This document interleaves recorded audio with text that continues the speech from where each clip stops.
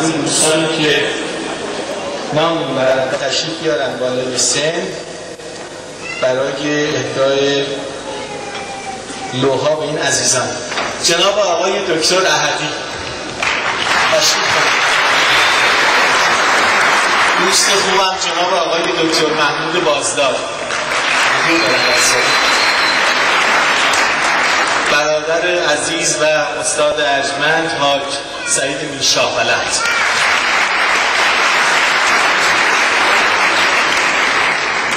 برادر خوبم مسعود احمدی، مدیر کل شوراهای تخصصی حل اختلاف دیوان عدالت اداری برادر ارجمند علی ربیعی و دوست زحمتکش و هنرمند ما جناب آقای تقوی تشریف کنید.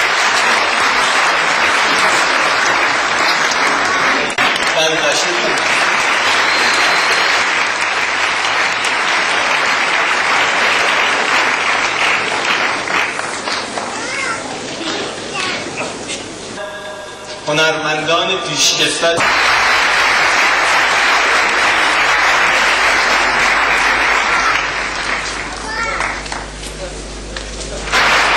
از آخرین کارهای جناب آقای خورشیدی قفل‌ساز غلامرضا رمضانی و تصمیم کبرای آقای حسنپور بود اگه اشتباه نکنم.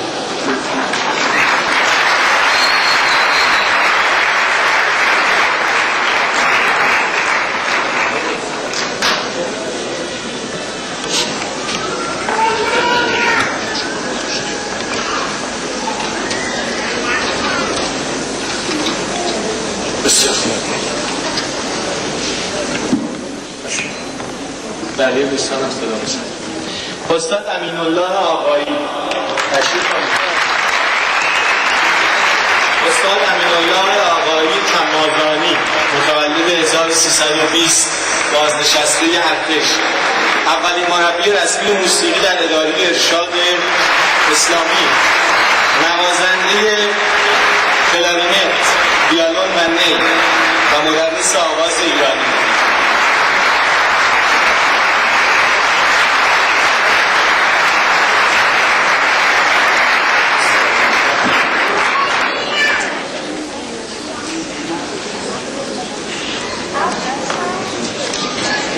برادر عزیز و ارجمند استاد حمید میرشاه‌ولد، مدرس نقاشی و گرافیک و از جمله مربیان برجسته این رشته و تربیت کننده بسیاری از بچه‌هایی که به نقاشی و طراحی علاقه‌مند. استاد فرزانه و خوشنویس استاد احمد شریفی، متولد 1342 از اعضای برجسته انجمن خوشنویسان ایران،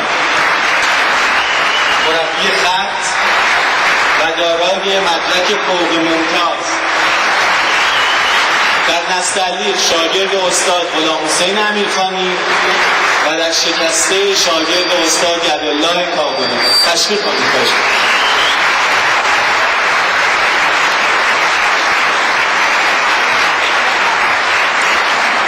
استاد عباس ارغوانی، نخستین سازنده ادوات موسیقی سنتی در ملایر و عرضه کننده به بازارهای جهانی و بسیار خوشخلق و متین. برادر ارجمند و مهمان ما که در خارج از کشور زندگی میکنند آقای منصور نوری، متولد 1327 ملایر، از پیشکسوتان هنر خطاطی در ملایر، سال 54 جهت ادامه تحصیل به انگلستان رفتند و تحصیلات عالیه را در انگلستان به پایان رساندند و همکنون در شهر ناتینگهام انگلستان سکونت دارند. استاد تشریف بفرمایید.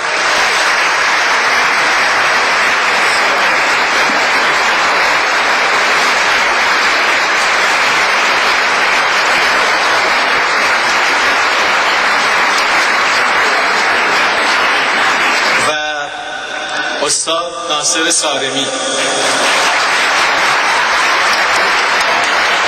متولد 1341، فارغ التحصیل دانشکده زبانهای بیگانه از دانشگاه دولتی اصفهان، از بنیانگذاران نخستین انجمن ادبی در ملایر، ابداع کننده متد AM در فراگیری موسیقی. تشریح کنید جناب آقای سارمی.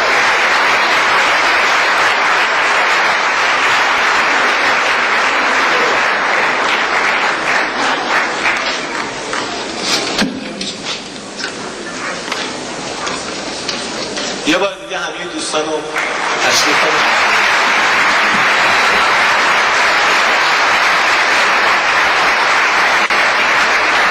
که والله جمیل و یحب جمال، خدا زیباست و زیبایی ها رو دوست داره.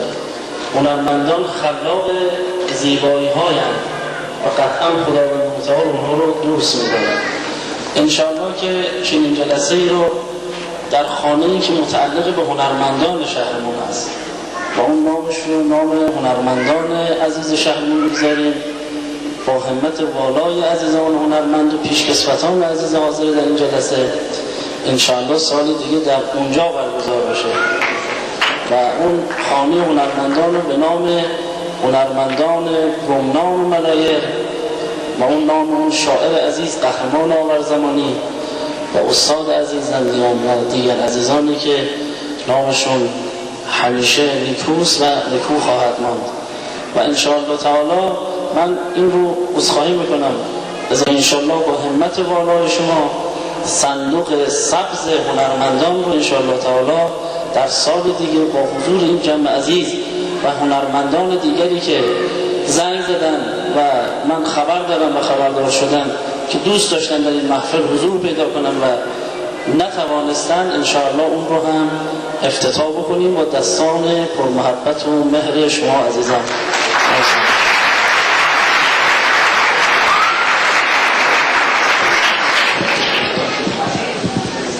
خودتون عشق و صفا و صمیمیت و این جمع رو تشریف بفرمایید.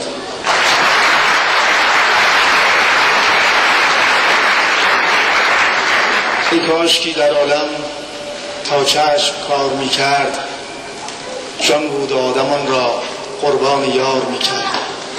ای کاش میشد برای حضور در یک چنین جمعیتی لباس احرام پوشید. من فقط آرزو میکنم که مشعل این جمع فرهنگی در این شهر به همت دوستان خاموش نشه. از حوصله شما سپاسگزارم، مضافاً زحماتی که جناب آقای تقوی چند روزی کشیدن و جناب آقای ولی اونها عزیزم، از همتون سپاسگزارم.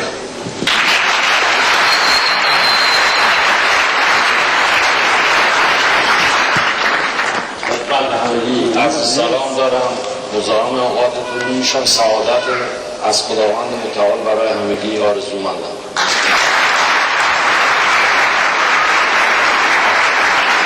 ضمن عرض تشکر از زحمات جناب آقای تقوی برادر عزیزم، سلامتی و موفقیت تمام همشهریان عزیز و ایرانیان گرامی را در سراسر دنیا از خداوند بزرگ خواهانم و امیدواریم که رفع بیکاری جوانانم انشالله بشه. یه آرزو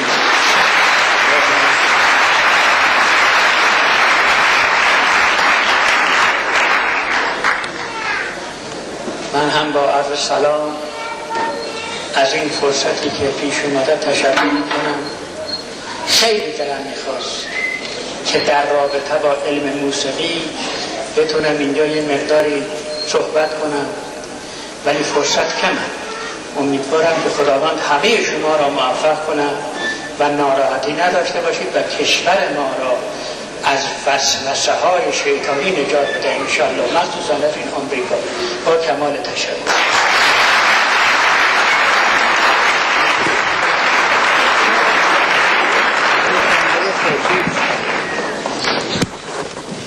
با سلام خدمت تمامی حضار، ضمن تشکر از جناب آقای تقوی امیدوارم تمام مسئولین کشور از اون رد بالا تا این پایین درس مشقی از ایشون گرفته باشند. تشکر از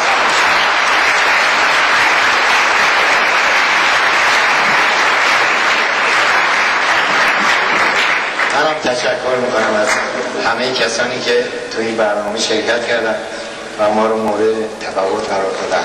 متشکرم.